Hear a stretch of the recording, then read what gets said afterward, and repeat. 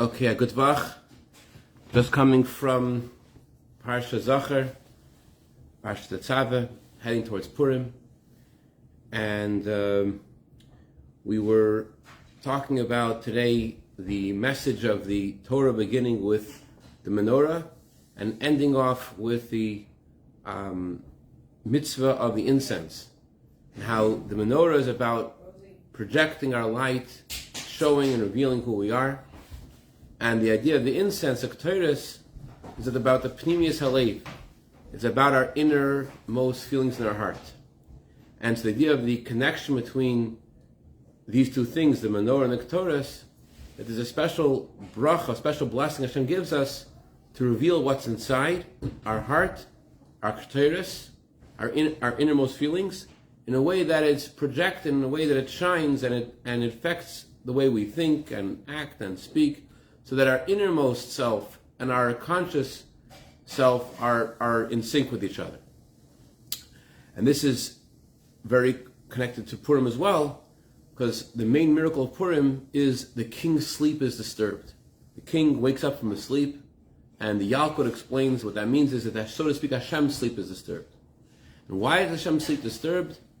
Because the Jewish people were in a state of sleep, and suddenly they woke up from their slumber. Mordechai inspired them to devote themselves to Hashem, and when they woke up from their sleep, that caused, so to speak, Hashem to not be in a state of, thank you very much, not be in a state of sleep, and to rescue the Jewish people. So the miracle of Purim is the king's sleep is disturbed. The king of the world is no longer in a state of sleep. When you're asleep, it's possible to connect two opposite things together. When you're asleep, so you dream about things which aren't really connected to each other. And so too, when we see Hashem is asleep, what that means is that the world isn't running, it seems externally, the way according to Hashem's plan. He says, I've chosen you from all nations, and yet you don't see any unique abundance descending upon His people. And the opposite, you see Haman and anti-Semitism rampant in the time of the story of Purim, and through the Jewish people's total devotion to Hashem, they woke up from their sleep, that caused also on high Hashem to, so to speak, wake up from His sleep. So in the context of this message, in Song of Songs, there's a line, my beloved knocks on the door and asks me to open the door and says, please open up for me, my sister, my bride, my wife, my complete one, my dove. And we respond, the Jewish people are the beloved of Hashem, we respond, I've already taken off my clothing. How could I go and open the door? So spiritually, what this means is we say to Hashem, we've already rejected your clothing, the mitzvahs that dress our soul. We don't know how to start this all over again. And so in response, Hashem sends His hand through the door, which spiritually, what that means is Hashem shows us unique divine assistance in our lives in a way that we can't possibly not respond to Him. Hashem reaches out to us in a way that we can't possibly respond and show love back. So I want to share with you a few stories on this theme where we see Hashem reaching out to us in a way that's unique, and you see Hashem calling for us, and you can't, in these stories, you'll see how people couldn't help but respond and to open the door.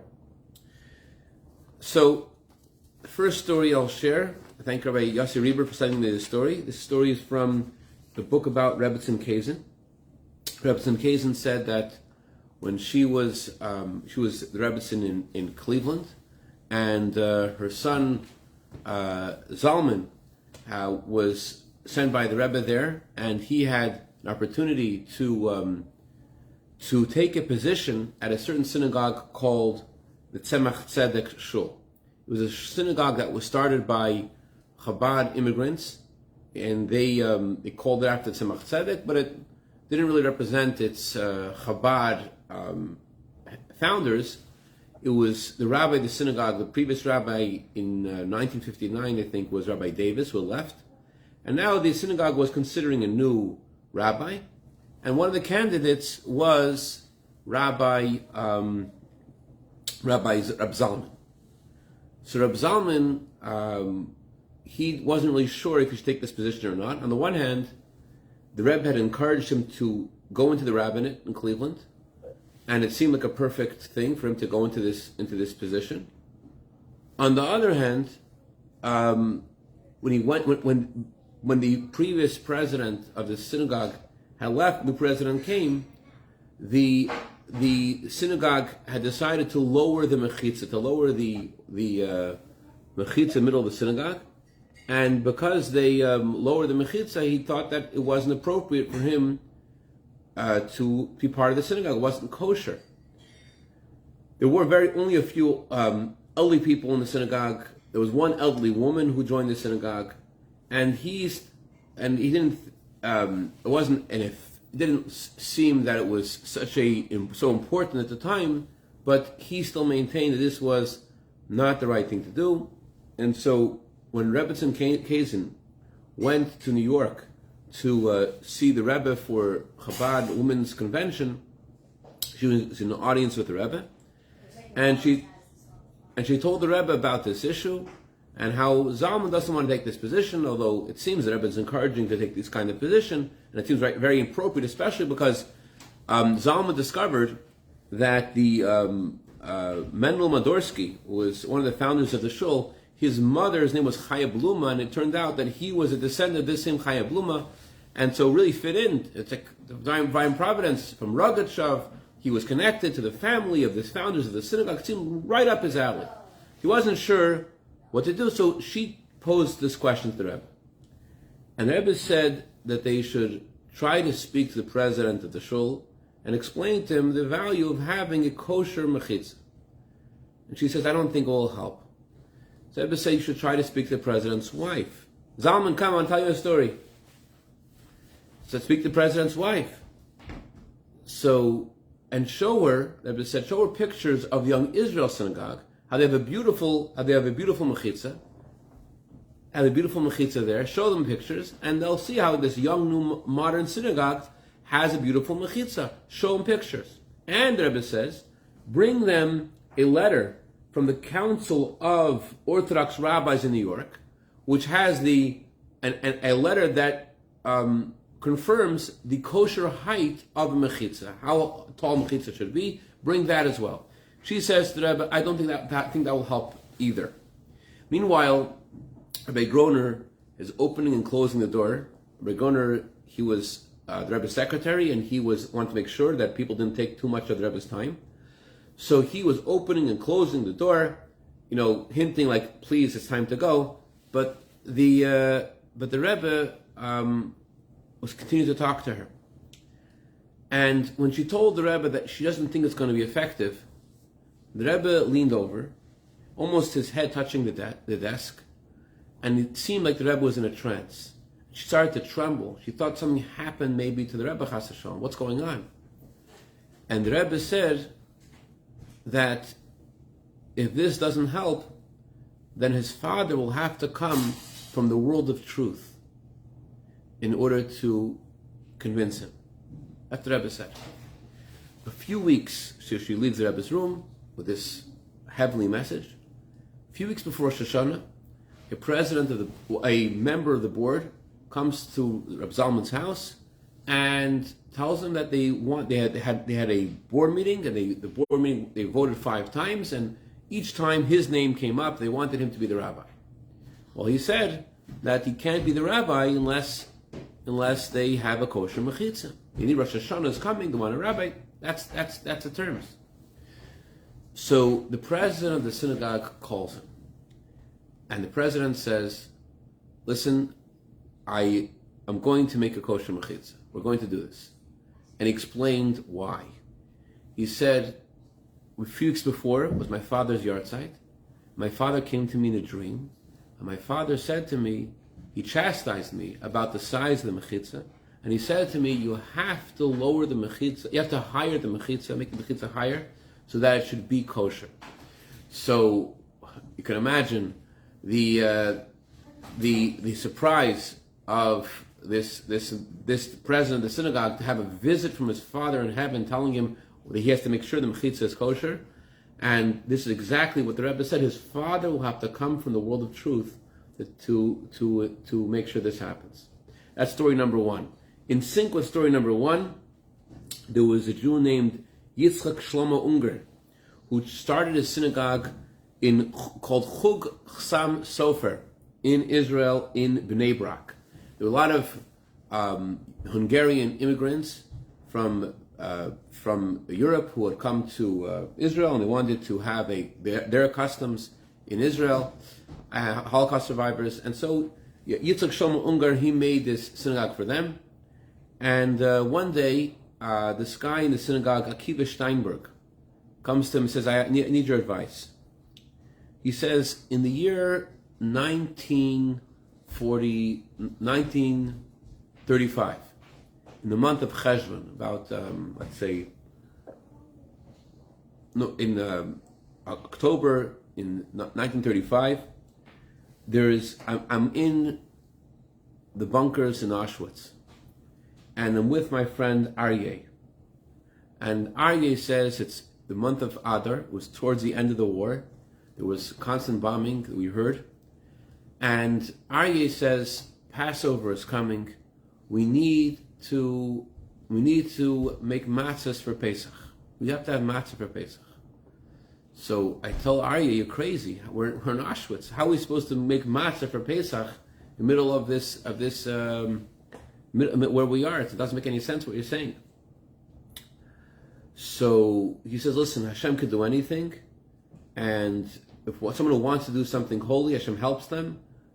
We need to make matzahs. We have to decide we're going to make matzahs. Hashem's going to help us. Okay. So, sure enough, one of the bombs hit a storage place in Auschwitz, and it caused all these wheat kernels to spread all over the entire area. And so Akiva said, so I took 2 handfuls of wheat kernels, and I took them for me and for my friend, and miraculously we were able to find water and take stones and grind these wheat kernels and get a pan and make a fire. We actually made matzahs. On the 5th day of Nisan, we managed to make matzahs for Pesach. I put the matzahs into my shirt, and I was very happy. But unfortunately, when I went from the barracks to work, a Nazi saw how I was walking funny because I was holding the matzah in my shirt, and the Nazi said, "Put your hands out," and the matzah fell out. The Nazi started to kick me with his sharp boots. Chon al-Islan, very painful, but I survived. Not only did I survive, some of the matzah stayed in my shirt. I still had enough matzah to do mitzvah, not enough for both of us, but I had enough matzah for at least for one of us to do the mitzvah. And so I told Aryeh that he hurt me, but I still have a matzah. I still have something, some broken piece of matzah. So Aryeh said, "You have to give me the matzah." He said, Aryeh said, "I know you worked hard to get the matzah, and I know you had sacrifice to the matzah, but please, my life is not worth living unless I have some of this matzah on Passover. Please let me have the matzah." And I'll tell you what Aryeh says. "Let me eat the matzah, and you will have the mitzvah. Give me the matzah to eat, and you will get the reward for this mitzvah." That's what Aryeh said. So he agreed. Aryeh will eat the matzah, but he'll get the reward for the mitzvah. He said, 33 years pass since then. Aryeh comes to me in a dream. He's telling all this to Yitzchak Shlomo Unger, the rabbi of the synagogue of Chug Chassam Sofer in Bnei Brak. He says to him, he comes to me in a dream, and he says to me that you don't know how much pain I have because I don't have the reward for this mitzvah. I wish I could have the reward for this mitzvah. Can you possibly give me back the reward for the mitzvah that I did? So he tells all this to the rabbi, and Akiva Steinberg says, I don't know what to do. I mean, after all, I was the one who sacrificed myself for this mitzvah. Shouldn't I be able to keep the reward for the mitzvah? What do you think? So Rabbi Yitzchak Shlomo says, this is not a question I can answer. This is something you need to ask a survivor, someone who's been through this, who is in touch with divine inspiration. Go to the Machanovker Rebbe. So he went to the Machanovker Rebbe. Machanovker Rebbe, he looks at him, he says, listen, I forgot to mention, Aryeh, he was so excited that Pesach had come and he had the matzah, and so he was davening on Pesach, and a Nazi saw him davening, and that was it. Nazi killed him. So he didn't live very long, and so the Machanovker Rebbe said to Akiva Steinberg, he said, listen, you have lived for so many years, you've done so many mitzvahs, you put on tefillin, you kept Shabbos, kept kosher. This guy has only this mitzvah to hold on to. You've eaten matzah so many times since then. Be moichel, forgive him, and let him have this mitzvah. And then he concluded, can you think about this? Here is this neshama who has just one mitzvah to hold on to, this one mitzvah, and he can't bear to lose this mitzvah.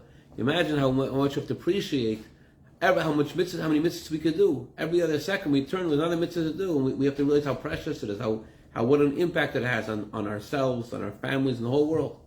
Speaking of mitzvahs, let me say a bracha on this tea before I forget.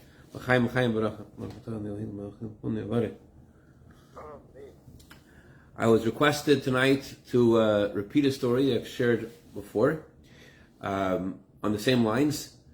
Rabbi Meir of Premishlan was a very great tzaddik, but very, very poor. And this wealthy man wanted to help him. He said, Rabbi Meir, I want to help you. Rabbi Meir said, I don't need any help. Rabbi Meir said, I don't need any help because I have two ki. In Yiddish, a ki is a cow. I have two ki. Because I have two ki, I don't need any assistance. So he doesn't understand, how could a mayor have two cows and yet be so poor? So he goes over to the mayor's wife and he has an idea. I want to buy some milk. I want to buy some cheese from you.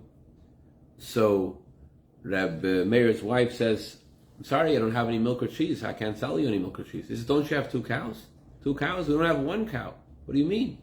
So he goes back to the mayor. The mayor said, you have two ki. How can you say you have two ki? I just asked your wife. She says you don't even have one ki. So the mayor says, you misunderstand. I don't mean to say we have two cows. In Yiddish, ki is a cow. What in Hebrew, ki means, in Hebrew, ki means because. There's a pasuk. Ki vo yismach libeinu ki v'shem kodesh v'tachnu. Because in him our hearts rejoice, because in his holy name we trust. That's why I'm wealthy, that's why I'm rich. I don't need to have nothing to worry about. That's what Meir said. So, as we come in a new week, Motzei Shabbos, Hashem gives us additional blessings as we're in the month of Adar, month of incredible Mazel. So I want to share with you two more stories. Also, where we see Hashem reaching out to us and telling us, you have nothing to worry about. In him our hearts rejoice. We're supposed to have extra simcha and adar, seeing how close Hashem is with us. This third story is about Rabbi Wosner. Rabbi Wosner, who merited to live over 100 years, and not just live over 100 years, but to be someone whose name is said along with the great poskim of our generation, Rabbi Moshe Feinstein and Shlomo Zahar Auerbach. In that sentence, you say also Rabbi Wosner. And he lived over 100 years, and his works are studied all over the world today. So he had the merit to be by the previous Lubavitcher Rebbe and by our Rebbe. When he visited the previous Rebbe took out from his drawer a picture of people studying Torah in Russia. And he showed the students who had visited him from other yeshivas, and he's telling them, this is the kind of dedication you have to Torah study. He showed them pictures of boys studying Torah in Russia. So the principal of the Chabad Cheder in Kfar Chabad, Olei Torah, Rabbi Bezalel, who was a graduate of one of those underground schools, he visited Rabbi Wosner, and he shared the story himself many times. And he said that he asked Rabbi Wosner if he could possibly confirm a story that was told about Rabbi Wosner. And Rabbi Wosner, because because Rabbi Beshetsky was one of these boys who had studied in the underground yeshiva, he had a special relationship with him, and he agreed to share this special story, which highlights what it means to have faith in a tzaddik and the vision of a tzaddik, and how Hashem sends His hand through the door and to pay attention. So the story is like this. Rabbi Bosner said the story to Rabbi Beshetsky. He said there was a Chabad guy, Chabad chassid, whose son turned bar mitzvah, and shortly after his bar mitzvah, he had many different kinds of health ailments, many health issues. This chassid, he wrote a letter to the Rebbe, he asked the Rebbe for a blessing. The Rebbe said 2 words, Dikas tefillin, check your tefillin. Okay?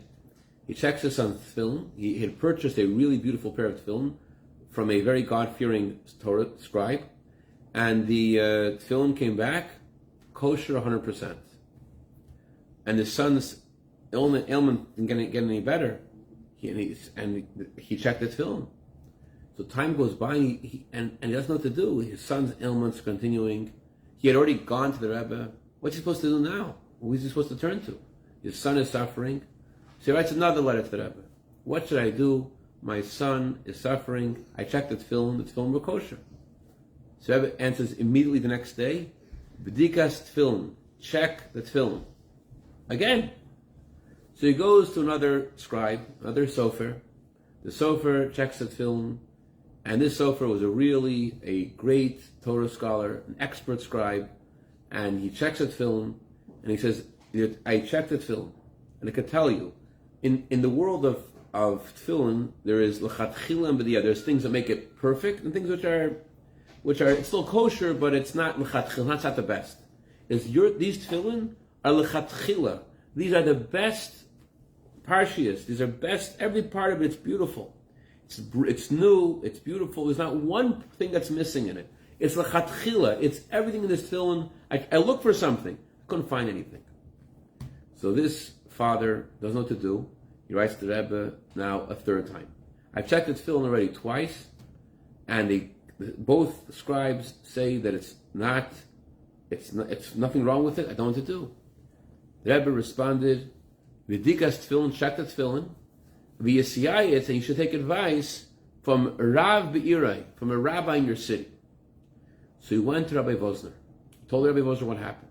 Rabbi Vosner realized there's something otherworldly over here. This is not a natural thing. This is not something which could be explained naturally. He says, please call the scribe who wrote these tefillin and ask him to come see me. So the scribe comes to Rabbi Vosner's house, and Rabbi Vosner says to him, so tell me, Rabbi Vosner could say, I saw right away this person is a very God-fearing person, very dedicated person. And he says, tell me about the tefillin, how you write tefillin. He says, well, I studied by this in this place, and this is what I do, and he described how he does it. And he says that not only is he careful to write everything very, very exactly and precisely, he goes to the mikveh. Every time he has to write Hashem's name. Before he writes Hashem's name, he goes to the mikveh. So Rabbi Vosner said, well, where you live is pretty far. Which mikveh do you go to? He says, let me tell you what I do. What I do is, I write the tefillin, and I keep Hashem's name out of the tefillin. I put a space there for Hashem's name to be there, and I go to the mikveh, and then I come back and I put in all the names of Hashem in the tefillin. So I write Shema Yisrael Echad, without Hashem Elokeinu Hashem there. I v'havta es b'chol v'avcha, I put a space. I come back, and then after I go to the mikveh, and then I put in Hashem's name. You follow? So Vosner says, he couldn't hold himself. He says, oy vey! None of your tefillin are kosher. None of your tefillin are kosher. Because you wrote the tefillin has to be written in order. Right? The tefillin out of order is not kosher. So you have to please right away tell everyone that got bought tefillin from you that none of your tefillin are kosher. So this is another example of how you see that Sholach. The story of Rabbi Vosner. One last story. Ready for more story? Final story. Again, you see Sholach li yodim acher, how my beloved sends his hand to the door, and not just the Rebbe's insight and divine inspiration to see what's going on in this person's life and to see there's something wrong with the tefillin that no one else could see, but it's also when this happens to you, when you see this happen, you see Hashem like reaching out to you and showing you vividly how He is with you. Here's one last story. Mrs. Rabbitzin Sima Ashkenazi in Kfar Chabad, she had given birth. Her son, Rabbi Shneur Ashkenazi, said a story about one of his older brothers. She gave birth, and her son, the baby, had this allergy, and it developed into a major issue. He wasn't able to eat. He wasn't growing, and it was hard for him to eat. And there was a fungus in his mouth. It's hard for him to eat. There's inflammation in his kidneys, and it was hard for him to breathe. And so Mrs. Ashkenazi was so distraught that she didn't go back to work. She was so upset. So at that time, Rabbi Motel Ashkenazi's father, Rabbi Moshe Ashkenazi, he went to New York and he visited the Rebbe, and he told the Rebbe the issue of the family and the mother and the child, and they're all distraught. And the Rebbe said that since now there's going to be a gathering of Chabad women in Israel, at that time the Rebbe began a campaign for every Jewish girl to light Shabbos candles, and the campaign for every Jewish person to keep kosher. So because there was such a inspiration, the Chabad women in Israel made a gathering to discuss and think of ideas of how to implement these campaigns. So Mrs. Rabbitzin Ashkenazi, the Rebbe said, surely she's involved in this gathering, and because she's involved in this gathering, that's another reason why her son should get better. That's what the Rebbe said. So he comes back and he tells the residents of Kfar Chabad what the Rebbe had said. Of course, they invite Mrs. Ashkenazi to speak. Not just to speak, they invite her to be the MC of the event. And so she is totally not interested in being the MC of the event. She is totally not into it. She is so worn out from her baby's issue, and she's not interested in speaking. She's not interested, but after the Rebbe said such words, how could she not? So she sits down with the organizers, and they make a plan of what they're going to do, how to promote the Shabbos candle campaign, how to promote the kosher campaign, and she speaks, and it was a wonderful event. The very next day, this baby, who had issues that doctors couldn't figure out how to take care of this baby, all of a sudden, it's gone. There's no issue in the kidneys, there's no inflammation, there's no fungus. They're all completely dissolved, gone.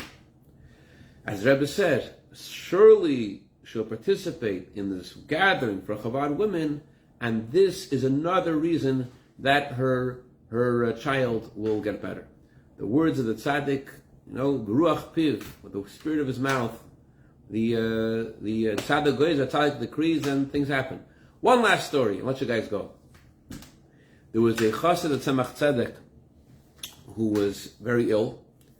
He asked Tzemach Tzedek for a blessing, and instead of giving him a blessing, he gave him advice. His advice was, you should move to Tzfas. Move to Tzfas. Okay. He moves to Tzfas, and sure enough, he recovers from his illness. What? Must be that the Rebbe saw that I needed to have a better air. The Rebbe said the air in Tzfas in general is more of an edel air, more of a refined air. Maybe that's what I needed. Tzemach Tzedek explained. There's an argument between the Ramah and the Bais Yosef about a certain animal, whether it is kosher or not. If an animal has an ailment and is not able to live for more than a year with this ailment, the animal is not kosher.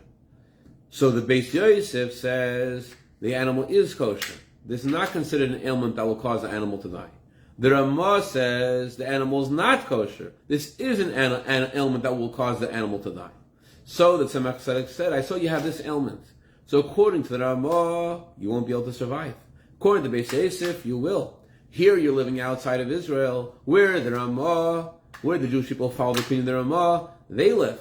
And therefore, you won't be able to survive because he's the rabbi here. However, in Israel, in Tzfas, Bais Yosef, he is from Tzfas, and therefore, if you live in his place where he gives halacha, you will surely get better and be healthy and survive.